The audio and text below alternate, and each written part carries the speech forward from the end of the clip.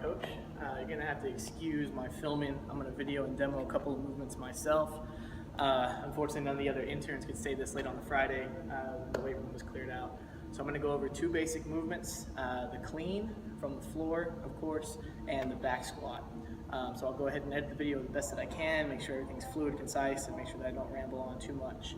But to get started, I could go on and on about the range of motion limitations that most athletes have, which makes the back squat, front squat, catching the clean, even the rack position very, very difficult. We're going to assume that the athlete doesn't have too many issues. I'll talk about some bracing and things like that with the abdomen and the torso, and I'll go through teaching progressions that I use for the movements. So to start with the clean, we're going to go ahead and always have the athlete start from the hip or above the knee to start with. We'll go through a couple of pulling progressions. We'll teach a muscle clean and a high pull, and then we'll go ahead and teach the rack position. From there, I'll throw the bumpers on. We'll go ahead and catch all the way in the front squat, and we'll go ahead and work through. So the first thing that you want to start with on the clean is assign a grip width. So the hands should not be too narrow where they're stacked on top of the thighs or shins when you start. Usually the best teaching progression I have seen is to use a thumb length from the inside of the knurling to go ahead and assign your grip width. So go ahead and excuse me here for a second while I get set up. I'm going to go ahead and get my thumb length split so you can see that my hands are outside of my thighs and I am using a hook grip. Athletes don't necessarily need to use this, but the grip has to be overhand. Has to. So from this position, we're going to go ahead and teach just the RDL. So I'm going to move the bar down to the knee, and we're going to go ahead and move from the knee back up to the hip. So I'll turn around here so you can see me. So I'm going to go ahead and have the athlete stand in a good athletic position. The knees have a slight bend, the shoulders are back, and the chest is big and presented. From here, we're going to go ahead and hinge back at the hips. So we're pushing back, we're keeping that neutral spine until the bar is above the knee, and we're going to return the hips forward until we can get the bar back up to the original position. The weight should be over the middle of the foot, so you can have some freedom in the toes moving, not a big deal there. You're going to go ahead and return the bar back up, all the while keeping the shoulders back, chest presented, spine neutral. Eyes, I like to tell the athletes not to look up, try to avoid any neck flexion or extension, just have the eyes let them go wherever they go. So I like to look about 6, maybe 7 feet in front of me, and then we'll go ahead and come down, neutral spine, neutral neck, turn the bar up to the hip. And that's the first position, just for the RDL, so the athlete learns how to navigate from the knee to the hip or the power position, which I'll talk about a little bit later.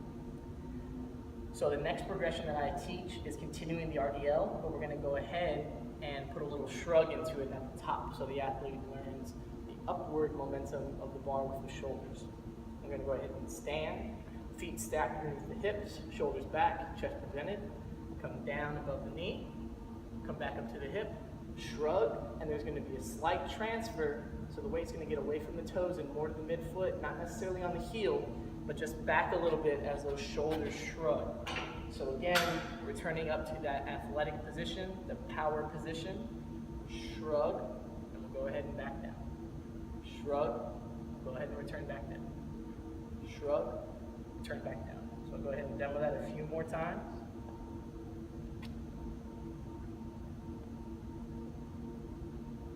To the knee, hip shrug, to the knee, hip shrug, to the knee, hip shrug, to the knee, hip shrug. The next progression that I teach in the clean is going to go ahead and be the high pull. And this isn't really necessarily that great of an assistance exercise for the clean, but it teaches the athletes how the elbows come up, and then we'll see in the muscle clean the elbows have to turn over. So there isn't necessarily a lot of arm action in the pull for the clean, but the elbows do have to rotate, and that's what I'm trying to teach these guys here, along with upward momentum of the bar, using the shoulders, trying to avoid really an upright row more than anything. So we're going to go ahead and keep that bar tight to the thigh, athletic position. We come down to the knee, up to the hip, shrug, pull the elbows high. Up, shrug, pull the elbows high.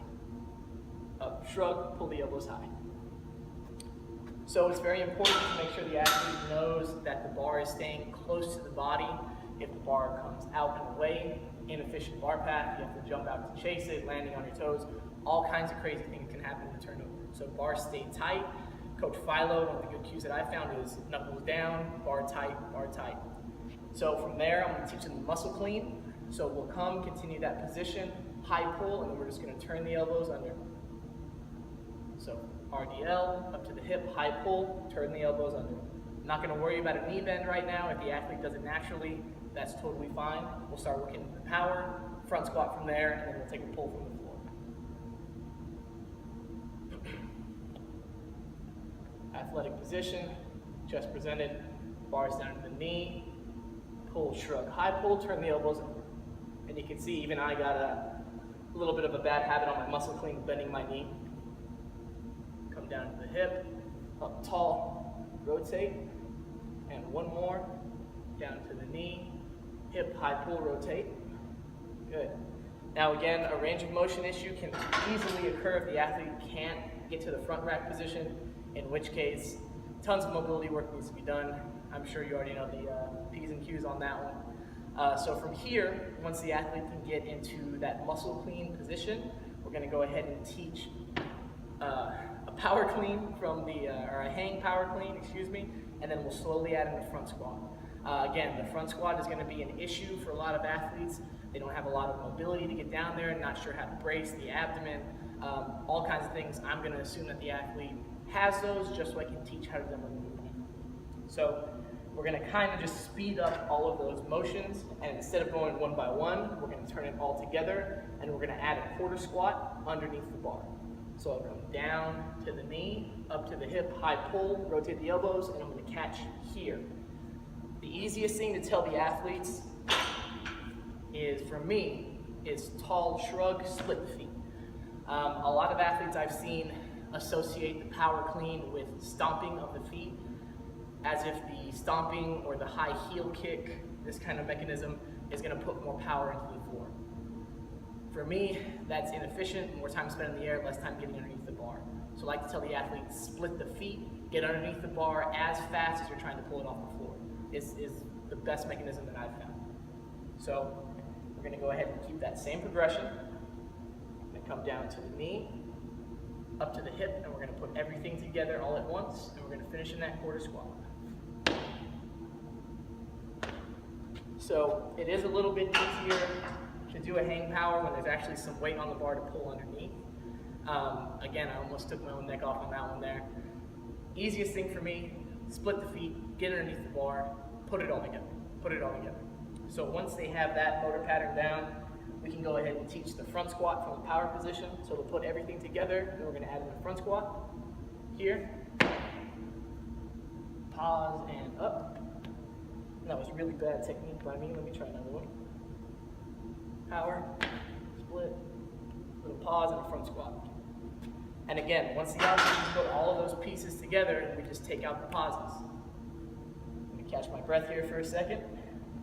So if I want the athlete to have a hang clean, we're just gonna take out the pauses between the power position and the squat, and they're just gonna get underneath the bar very quickly. Right there. So the last portion of this exercise is to teach the athlete to navigate the bar from the floor to the knee. It can present a lot of problems, a lot of different ways to coach it. I like to tell the athlete to position the barbell over the top third of their foot, cut off their toes. They're gonna pull down, get tight into that bottom position, present the chest, shoulders back. We're gonna pull and work around the knee. Everything stays the same from the knee to the hip, and they're gonna get underneath the barbell as quickly as possible. So if you'll excuse me here, I'm gonna get set up. Let's throw some of these bumpers on.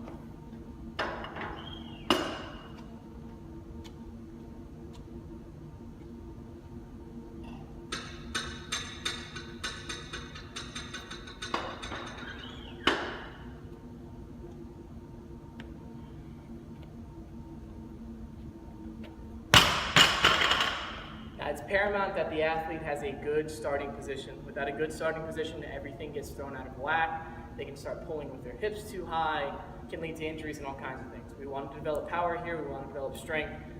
If you don't start correctly, you're not going to end correctly. Easy as it is.